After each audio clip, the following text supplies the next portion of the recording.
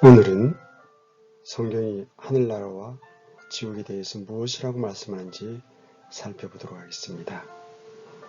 하늘나라와 지옥에 대해 공부하기 위해서는 먼저 흙으로 만든 일시적인 거주지인 우리 육체 안에 있는 영원하고 영존하는 존재인 혼에 대해 살펴보아야 합니다. 우리는 이번 시간에 육체의 죽음 이후에도 계속 살아있는 사람들에 대해 살펴볼 것입니다. 그들이 하늘나라에 있는지 혹은 지옥에 있는지 상관없이 성경은 그들이 육체의 죽음 이후에도 계속 존속하고 있다고 말씀하시는 부분을 중점적으로 살펴볼 것입니다. 혼이 소멸된다는 것은 미신적인 생각이고 거짓말일 뿐입니다. 만약 당신이 이 육신의 몸을 벗어버리게 되면 주님과 함께 하게 되든지 아니면 지옥에서 눈을 뜨게 될 것입니다. 몸이 죽는다고 해서 여러분의 존재 자체가 사라지게 되는 것이 결코 아닙니다. 성경은 여러 곳에서 이러한 사실을 분명하게 말씀하고 있습니다. 고린도전서 15장 36절을 보겠습니다. 너 어리석은 자여, 내가 뿌리는 것이 죽지 아니하면 살아나지 못하고. 주님께서는 죽지 않으면 살아날 수 없다고 하셨습니다. 이것은 죽음 이후에도 여전히 삶이 있다는 말씀입니다. 37절과 38절 말씀을 보도록 하겠습니다. 또 내가 뿌리는 것으로 말하건대 내가 앞으로 있을 그 몸을 뿌리지 아니하고 밀이든 다른 곡식이든 다만 알갱이를 뿌리되 하나님께서 친히 기뻐하시는 대로 그것에게 몸을 주시며 또 모든 씨에게 그것의 고유의 몸을 주시느니라. 이 구절에 관련 구절은 요한복음 12장 23절에서 24절의 말씀입니다. 예수님께서 그들에게 응답하여 이르시되 사람의 아들이 영광을 받을 때가 왔도다. 진실로 진실로 내가 너희에게 이르노니 한 알의 밀이 땅에 떨어져 죽지 아니하면 홀로 남거니와 죽으면 많은 열매를 맺느니라. 요한복음 12장에서 아들 하나님께서 말씀하시고 고린도전서 15장에서 성령 하나님께서 말씀하신 자연의 법칙은 여러분이 죽어야만 그것으로 인해 새로운 생명이 탄생한다는 것입니다. 이러한 말씀은 우리로 일시적이고 제한적인 것을 넘어선 존재에 대한 소망을 품게 해줍니다. 신명기 34장 5절에서 7절 말씀입니다. 이와 같이 주의 종 모세가 주의 말씀대로 거기서 모압 땅에서 죽으니라. 그분께서 벳부얼 맞은편 모압 땅에 있는 골짜기에 그를 묻으셨으나 아무도 이날까지 그의 돌무덤에 대해 알지 못하느니라. 모세가 죽을 때에 나이가 120세였으나 그의 눈이 어둡지 아니하였고 타고난 힘이 줄지 아니하였더라. 이 본문을 보면 몇 가지 주목할 만한 사실이 있습니다. 첫째, 모세를 주의 종이라고 부르고 있다는 점입니다. 그는 주님의 종인데도 죽었습니다. 그는 일반적인 삶을 살았기 때문에 죽은 것이 아닙니다. 그가 사악한 사람이었기 때문에 죽은 것도 아닙니다. 그가 하나님을 섬기지 않았기 때문에 죽은 것도 아닙니다. 그는 주님의 종이었지만 그럼에도 죽었습니다. 성경은 그가 120세였고 여전히 건강했지만 그럼에도 불구하고 죽었다고 말씀하고 있습니다. 그의 시력도 여전히 좋았다고 합니다. 이것은 참으로 놀라운 일이고 기적 같은 일입니다. 모세가 노년까지 건강했던 것은 모두 하나님께서 그에게 복을 주셨기 때문입니다. 왜 하나님께서 모세에게 그러한 복을 주셨는데도 불구하고 그가 죽었는지 아십니까? 그의 섬김이 끝났기 때문입니다. 그가 달려야 할 경주가 끝났기 때문에 죽은 것입니다. 게다가 본문을 보면 그의 죽음을 관장하신 분은 바로 하나님이셨습니다. 주님께서 직접 모세를 묻어주셨습니다. 여러분의 장례식도 이렇게 주님과 관계 있는 편이 좋을 것입니다. 이스라엘 백성들은 모세의 뼈가 어디에 묻혀있는지 알지 못했습니다. 만일 그들이 모세의 무덤의 위치를 알았더라면 그것을 성지로 지정해서 성지 순례를 했을 것입니다. 이스라엘 백성들이 모세의 무덤의 위치를 알았더라면 무슬림이나 가톨릭 교인들이 하는 것처럼 그것을 성지로 지정하고 순례를 하며 모세의 뼈를 숭배했을 것입니다. 주님께서는 그러한 것을 원하지 않으시기 때문에 모세의 무덤을 비밀로 해두셨습니다. 주님께서는 무덤의 위치를 아무도 알지 못하게 하기 위해서 모세를 산으로 부르시고 거기서 죽게 하시고 묻으신 것입니다. 어쨌든 이 본문에 의하면 모세가 죽었다는 사실은 분명합니다. 모세는 휴거되지 않았고 들림받지도 않았습니다. 그는 죽었고 주님께서 땅에 묻으셨습니다. 누가복음 9장 28절에서 31절의 말씀을 보겠습니다.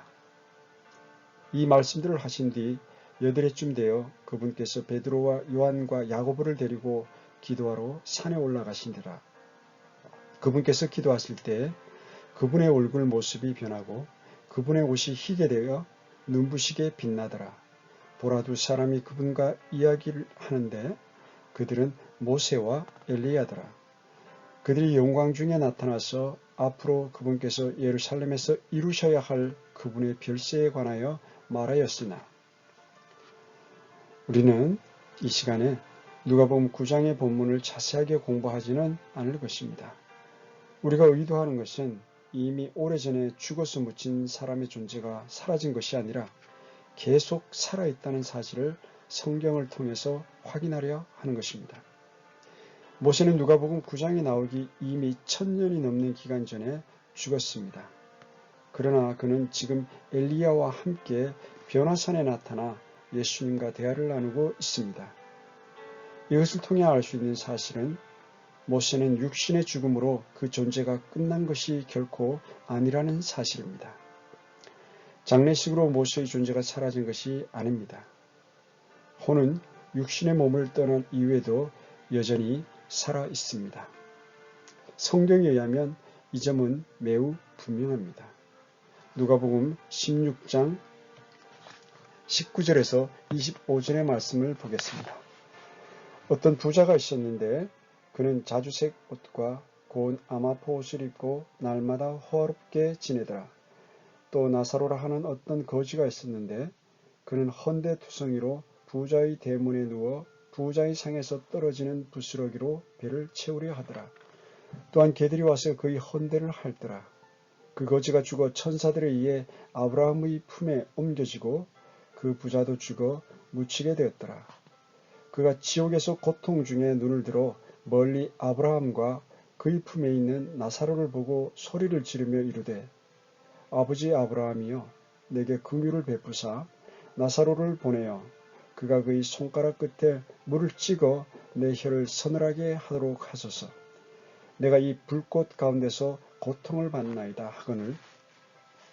아브라함이 이르되, 아들아, 너는 너희 평생에 너희 좋은 것들을 받았고 그와 같이 나사로는 나쁜 것들을 받았음을 기억하라. 그러나 이제 그는 위로를 받고 너는 고통을 받느니라.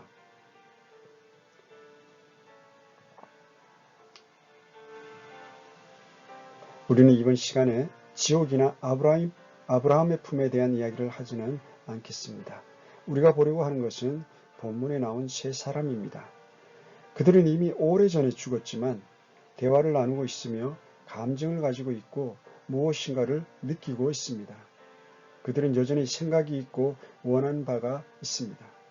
이들은 모두 육신적으로는 죽은 사람들입니다. 아브라함은 성경의 첫째 책인 창세기 중간 부분에서 죽어서 묻혔습니다. 그러나 아브라함은 수천 년이 지나고 나서도 여전히 살아서 지옥에 있는 부자와 대화를 나누고 있습니다. 아브라함이 죽은 지는 이미 수천 년이 지났고 그의 몸은 완전히 분해되어 이미 흙으로 돌아갔습니다. 우리는 오늘 본문에 나오는 나사로도 주목해 볼 필요가 있습니다. 그는 믿음 안에서 죽었고 천사가 그를 낙원으로 데리고 갔습니다. 모세처럼 주님께서 직접 그를 묻어주신 것은 아니지만 그의 장례식에 천사가 참석했던 것은 분명합니다. 나사로가 죽을 때 천사가 와서 그의 혼을 아브라함의 품인 낙원으로 데리고 갔습니다. 나사로는 죽을 때까지 가난을 면치 못했습니다. 그는 죽을 때까지 집도 없었습니다. 그는 더러운 옷을 입은 채 죽었을 것입니다. 그는 쓰레기통을 뒤지며 배를 채웠습니다. 그러나 그는 죽은 후에 낙원에 갔습니다. 가난한 사람은 하나님과의 관계에 문제가 있다는 생각을 하는 사람들이 있습니다. 하나님을 잘 믿으면 주님께서 부자가 되게 해주신다고 생각하는 사람들도 있습니다. 이것은 사탄적이며 비상식적인 생각입니다. 그러한 주장은 미국이나 유럽 등 잘 사는 나라에서도나 할 수 있는 소리입니다. 인도 같은 가난한 나라에서는 그런 주장을 할 수 없을 것입니다. 몽고에서도 그런 주장은 통하지 않을 것입니다. 수단이나 파나마에 사는 그리스도인들 중에는 부유한 사람이 거의 없습니다. 미국과 아시아나 중남미는 경제 사정이 다릅니다. 미국에서는 많은 그리스도인들이 물질적인 풍요 가운데 있지만 다른 국가에서는 그렇지 못한 경우가 허다합니다. 한 지역에서 진리가 아닌 것은 다른 지역에서도 진리가 아닙니다.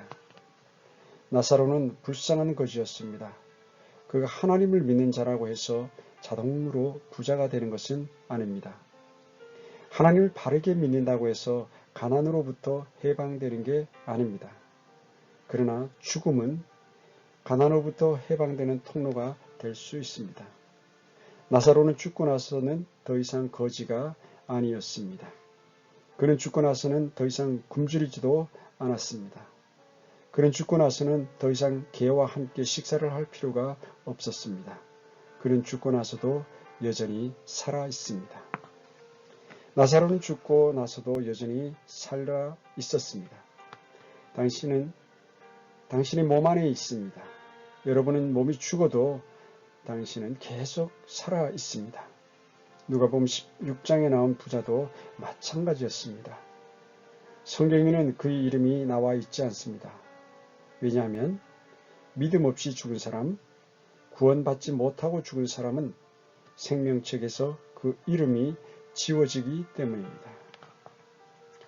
여러분이 만일 구원받지 못하고 죽는다면 마지막 심판의 날에 주님께서는 나는 너희를 알지 못하나라고 말씀하실 것입니다. 왜 부자의 이름이 성경에 기록되어 있지 않은지 아십니까? 하나님께서 그의 이름을 기억하지 못하시기 때문입니다. 하나님께서는 그의 이름을 모르십니다. 살아있는 사람의 이름이 기록된 명단인 생명책을 봐도 그의 이름은 지워지고 없습니다. 그래서 성경은 그를 어떤 부자라고 부르고 있는 것입니다. 성경에 의하면 그는 아직도 지옥에서 고통받고 있습니다. 그는 계속 갈증을 느끼고 있습니다. 그는 계속 누군가에게 부르짖고 있을 것입니다. 그는 여전히 살아있을 때 일들을 기억하고 함께했던 사람들을 기억하고 있습니다. 그는 과거를 기억하고 있습니다. 자기 형제들이 주님을 필요로 한다는 사실을 알게 되었습니다. 누가복음 16장에 따르면 지옥이 존재하지 않는다든지 죽으면 그것으로 끝이라든지 인간은 진화의 산물이기에 동물이나 마찬가지라는 것은 모두 허황된 생각에 지나지 않습니다. 그러한 주장을 하려면 하나님의 말씀의 진리를 부인하는 방법밖에 없습니다. 성경에 의하면 죽어서 지옥에 간 부자는 여전히 살아있습니다. 그는 이 세상에 있을 때만큼이나 저 세상에서도 살아있습니다. 차이가 있다면 육신에 속한 몸을 가지고 있지 않을 뿐입니다. 에베소서 2장 4절에서 7절 말씀을 보겠습니다. 만일 죽음 이후에 삶이 없다면 에베소서의 이 말씀은 공허한 약속일 것입니다. 긍휼이 풍성하신 하나님께서 친히 우리를 사랑할 때 보여주신 자신의 크신 사랑으로 인하여 심지어 우리가 죄들 가운데서 죽었을 때에 우리를 그리스도와 함께 살리셨고 너희가 은혜로 구원을 받았느니라. 또 함께 일으키사 그리스도 예수님 안에서 우리를 하늘의 처소들에 함께 앉히셨으니 이것은 그분께서 그리스도 예수님을 통해 우리에게 베푸신 친절 속에 담긴 자신의 은혜의 지극히 풍성함을 다가오는 시대들 속에서 보여주려 하심이라. 만일 육체의 죽음으로 우리 존재가 끝나버린다면 다가오는 시대들 속에서 보여주겠다는 주님의 약속이 어떻게 가능하겠습니까? 주님의 약속이 성취되려면 우리 존재는 소멸되어 버려서는 안 됩니다.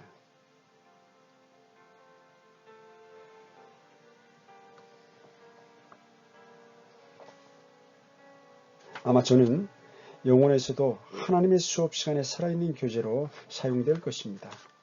지금으로부터 수만 년 혹은 수백만 년이 지난 어느 날 사람들이 황금길을 걸으면서도 주님의 은혜와 자비를 망각하거나 주님께 감사한 마음을 잃어버리게 되면 주님께서는 너희는 나의 은혜가 얼마나 놀라운 것인지 잊었느냐, 나의 긍휼이 얼마나 큰 것인지 잊었느냐라고 물으시며 근처에 있던 저를 부르실 것입니다. 여기 누가 있는지 보거라.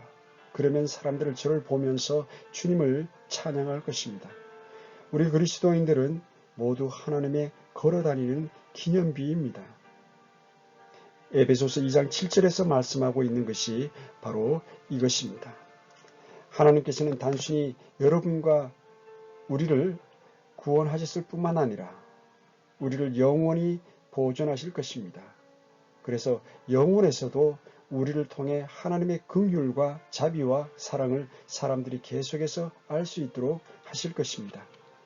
성경에 의하면 우리들은 지금 이 세상에서 뿐만 아니라 다가오는 시대에도 여전히 존재할 것입니다.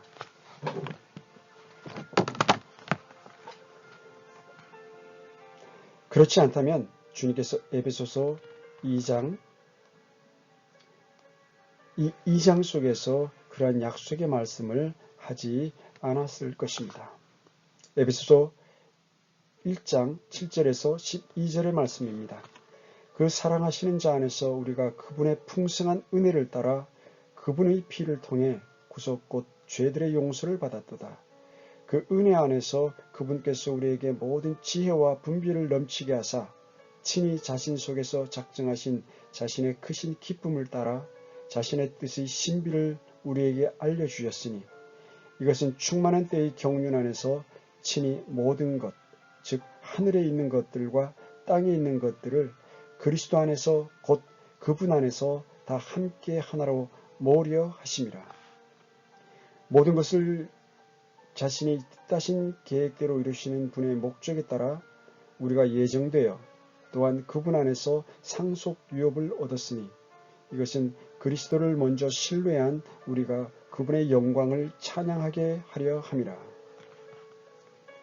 여기서 충만한 때라는 것은 미래의 시기에 관한 것입니다. 충만한 때가 언제인지 모른다 해도 영혼에서는 어떻게 될지 모른다 해도 분명한 사실은 우리들은 그때도 여전히 존재하며 주님께서 예배해 주신 것들을 맛보게 될 것이라는 사실입니다. 만일 여러분이 구원받았다면 여러분들도 주님의 계획의 일부입니다. 주님께서는 여러분들에게 지옥에서의 구원만 약속하신 것이 아니라 영혼에서의 영광도 함께 약속하셨습니다. 따라서 몸이 죽었다고 해서 여러분의 존재가 끝나버릴 수는 없습니다. 그렇게 되면 주님의 약속은 거짓이 되어 버립니다. 요한계시록 20장과 고린도전서 3장 12절에서 15절 말씀을 보겠습니다. 만일 어떤 사람이 이 기초 위에 금이나 은이나 보석이나 나무나 건초나 짚을 세우면 각 사람의 일이 드러나리라. 그날이 그것을 밝히 드러내리니 이는 그것이 불에 의해 드러나고 그 불이 각 사람의 일이 어떤 종류인지 시험할 것이기 때문이라. 어떤 사람이 그 기초 위에 세운 일이 남아있으면 그는 보상을 받고 어떤 사람의 일이 불타면 그는 보상의 손실을 당하리라. 그러나 그 자신은 구원을 받되 불에 의해 받는 것 같이 받으리라. 우리는 죽음 이후에도 여전히 존재합니다. 그래야 그리스도의 심판석 앞에 설 수 있습니다. 우리는 죽음 이후에도 여전히 살아있습니다. 그래야 그리스도의 심판석에서 주님께 우리가 그리스도인으로서 살면서 행한 것들에 대한 보상을 받을 수 있습니다. 우리는 죽음 이후에도 여전히 살아있습니다. 그래야 구원받고 나서도 여전히 자신만을 위해 산 인생에 대해 책망을 받는 그리스도의 심판석 앞에 설 수 있기 때문입니다. 로마서 14장 12절 말씀입니다. 그러므로 이와 같이 우리 각 사람이 자신에 관하여 하나님께 회개 보고를 하리라. 만일 죽음으로 우리 존재가 끝나게 된다면 죽음 후에 있는 심판도 없을 것입니다. 그러나 심판은 존재합니다. 우리는 오래지 않아 그리스도의 심판석 앞에 서서 각자 행한 대로 상을 받거나 책망을 들을 것입니다.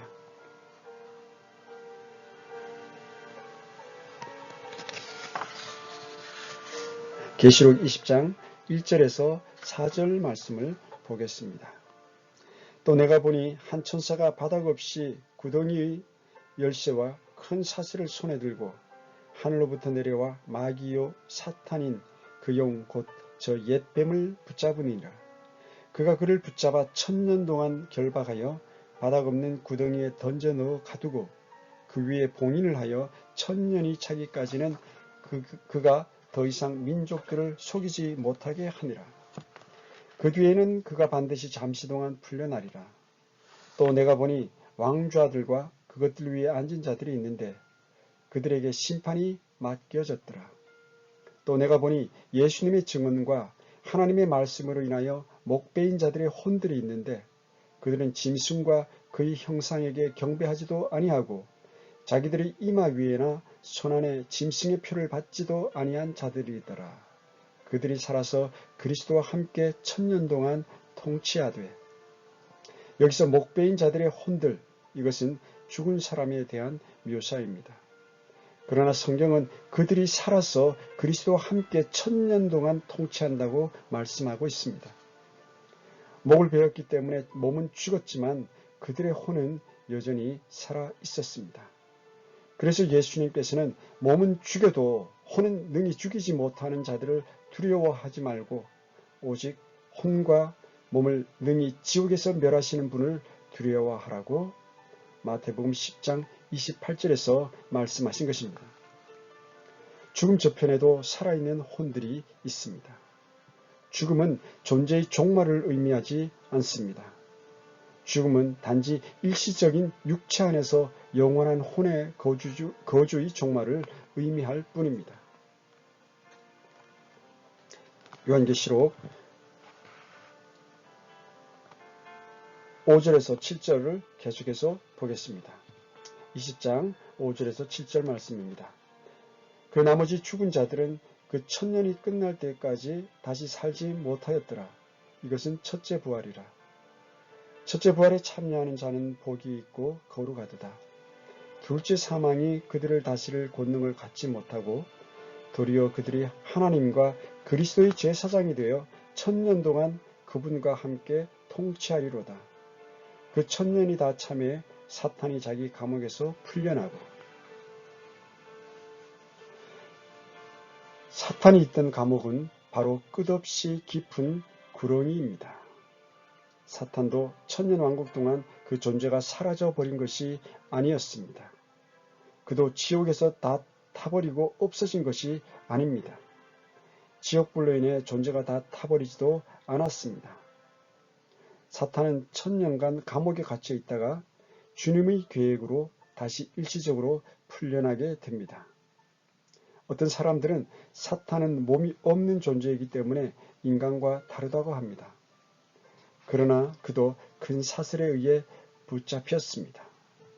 그 사슬이 어떤 사슬인지 알 수 없지만 그 사슬에 잡힐 만한 몸이 있었던 것은 사실입니다. 성경에서 말씀하시는 것 중 문자적인 것이 아니라고 분명하게 언급하고 있지 않은 이상 비유적으로나 상징적으로 해석해서는 절대 안 됩니다. 성경에서 어떤 영적인 것을 설명할 때도 여전히 문자적으로 해석할 수 있습니다. 영적인 것이라고 해서 문자적일 수 없는 것은 아닙니다. 성경에서 명백하게 이것은 문자적인 것이 아니다 라고 하지 않는 이상 문자적으로 해석하는 것이 합당합니다. 요한계시록에 의하면 문자적인 마귀가 문자적인 천사에 의해 문자적인 사슬에 묶여 문자적인 감옥에 문자적으로 1000년간 갇힙니다. 그러다 일시적으로 풀려나서 사람들을 마지막으로 시험하게 됩니다. 8절 말씀입니다. 나가서 땅의 사방에 있는 민족들 곧 곡과 마곡을 속이며 그들을 함께 모아 전쟁을 하게 하리니 그들의 수가 바다의 모래 같으리라. 사람들은 이 땅에서의 평화를 원합니다. 천년왕국 때에는 이 땅에서 1000년 동안 평화를 누리게 됩니다. 그러나 아무리 인간들이 1000년 동안 평화롭게 산다고 할지라도 거듭나지 않으면 언제든지 하나님을 배반할 준비가 되어 있습니다. 아무리 오랜 세월 평화롭게 살면서 주님의 직접적인 통치를 받는다 해도 마귀가 풀려나서 미혹하자 그의 동조해 버리고 마는 게 바로 인간입니다. 고린도후서 5장 17절에 그런즉 누구든지 그리스도 안에 있으면 그는 새로운 창조물이라 말씀하고 있습니다. 그러나 그리스도 안에 있지 않으면 새로운 창조물이 아닙니다. 그리스도 예수님 안에 있지 않으면 아무리 개선을 하고 새로운 마음을 품고 교회를 다니고 종교를 갖고 침례나 세례를 받고 천년왕국에서 산다고 할지라도 여전히 같은 옛사람일 뿐입니다. 그래서 예수님께서는 너희가 반드시 다시 태어나야 하리라고 요한복음 3장 7절에서 말씀하십니다. 오직 거듭남만이 사람을 바꿀 수 있습니다. 선거철만 되면 정치인들은 공약을 남발합니다. 자신들이 전쟁을 끝내고 평화를 가져오고 이 세상을 살기 좋은 곳으로 만들 수 있을 거라고 장담합니다. 그러나 그것은 불가능한 일일 뿐만 아니라 마음에도 없이 그냥 내뱉은 말에 불과합니다. 그들이 진정으로 하고 싶은 말은 자신에게 표를 달라는 말일 것입니다. 그들이 땅의 넓은 곳으로 올라가 성도들의 진영과 그 사랑받는 도시를 에워싸매 불이 하늘에서 하나님으로부터 내려와 그들을 삼켰고 이 9절의 말씀 이것이 제4차 대전의 모습입니다. 하늘에서 불이 내려오는 것으로 전쟁은 싱겁게 끝나버립니다. 10절 말씀 또 그들을 속인 마귀가 불과 유황 호수에 곧 그 짐승과 거짓 대언자가 있는 곳에 던져져서 영원 무궁토록 밤낮으로 고통을 받으리라. 그 짐승과 거짓 대언자는 이미 1000년간 고통을 받고 있었습니다. 마귀도 이제 불호수에 던져져서 그들과 함께 고통받게 된 것입니다. 여기서 영원 무궁토록 이들의 존재는 영원하다는 사실을 알 수가 있습니다. 다만 이들은 불호수에서 고통받을 뿐입니다. 성경은 분명하게 이들이 영원 무궁토록 밤낮으로 고통을 받는다라고 말씀하고 있습니다. 11절과 12절의 말씀입니다. 또 내가 크고 흰 왕좌와 그 위에 앉으신 분을 보니 땅과 하늘이 그분의 얼굴을 피하여 물러가고 그것들의 자리가 보이지 아니하더라. 또 내가 보매 죽은 자들이 작은 자나 큰 자나 할 것 없이 하나님 앞에 서 있는데 책들이 펴져 있고 또 다른 책이 펴져 있었으니 곧 생명책이라. 죽은 자들이 자기 행위들에 따라 책들에 기록된 것들에 근거하여 심판을 받았더라. 본문에서 묘사하고 있는 사람은 이미 죽은 지 오래된 사람들입니다. 그들은 죽은 지 오래되었지만 그 존재가 없어지지 아니하고 여전히 살아서 하나님 앞에 서 있습니다. 이들이 누구인지 아십니까? 이들은 천년왕국 시대에 죽은 사람들과 그 이전에 죽은 구원받지 못한 사람들입니다. 이들 중에는 대환란 시기에 죽은 사람들도 있습니다. 이들 중에는 오늘 죽은 사람들도 있을 것입니다. 이들 중에는 제2차 세계대전 때 죽은 사람도 있고 1000년 전에 죽은 사람들도 있습니다. 이들 중에는 가인도 있습니다. 가인이 7000년 가까이 지옥에서 불탔지만 여전히 존재가 소멸되지 않고 큰 왕좌 심판대 앞에 서게 될 것입니다. 노아의 홍수 때 물에 빠져 죽은 사람들도 이들 중에 있을 것입니다.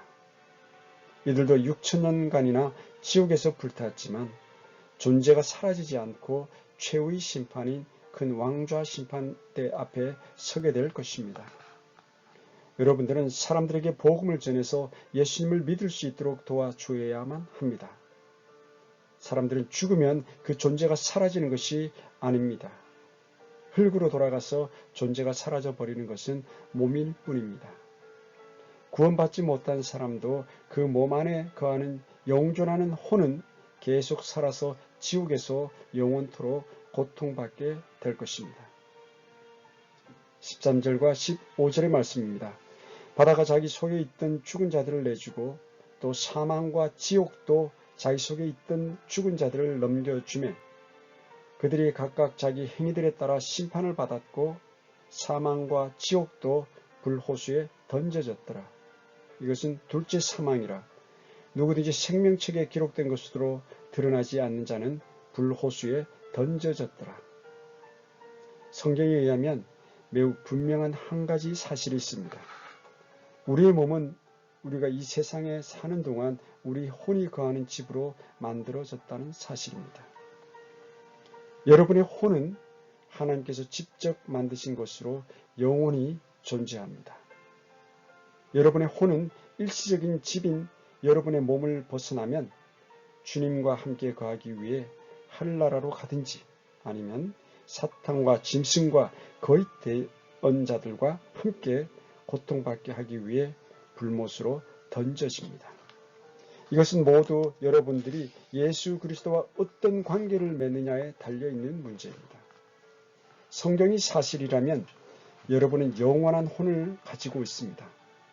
여러분이 어느 나라 사람이든 얼마나 많은 돈을 벌든 얼마나 많은 것을 소유하고 있든 얼마나 깨끗한 사람이든 부유하든 가난하든 상류층이든 하층민이든 흑인이든 백인이든 아시아인이든 여러분들이 하나님의 아들이신 예수 그리스도를 믿으면 하늘나라에 갈 수 있습니다. 이 세상에 이것보다 더 중요한 문제는 없습니다. 이 세상은 여러분의 몸에 대해서만 관심을 갖게 합니다. 온통 자신의 몸이나 다른 사람의 몸에 대해서만 생각하게 합니다. 그러나 성경은 여러분의 혼에 대해 생각하게 합니다. 야고보서 1장 21절의 말씀입니다. 그러므로 모든 더러움과 넘치는 악을 내버리고 접붙여진 말씀, 곧 능히 너희 혼을 구원할 수 있는 말씀을 온유함으로 받으라. 하나님께서는 여러분의 혼을 생각하시며 염려하십니다. 그래서 여러분의 혼이 구원받을 수 있는 말씀을 주셨습니다. 지금까지 살펴본 것처럼 죽음 이외에도 삶이 분명하게 있습니다. 우리는 모세를 통해서도 이러한 사실을 확인했습니다.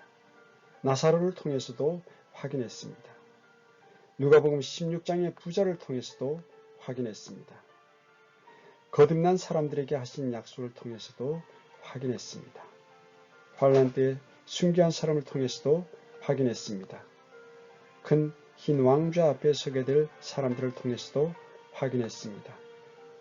여러분은 영원한 존재입니다. 여러분은 영원히 살게 될 것입니다.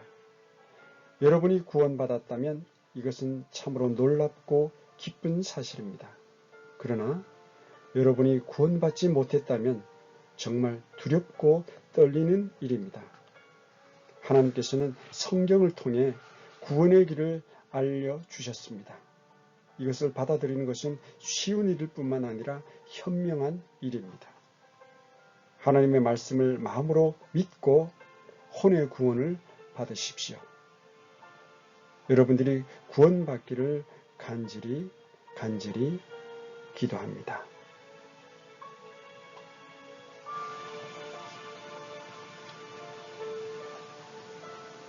오늘도 귀한 시간 함께 해주신 우리 구독자님들과 사랑하는 형제자매들 모두에게 감사드립니다. 우리를 구원해 주신 놀라운 은혜가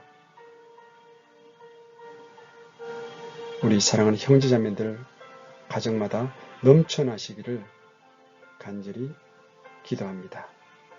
함께 해주셔서 감사합니다. 평안하십시오.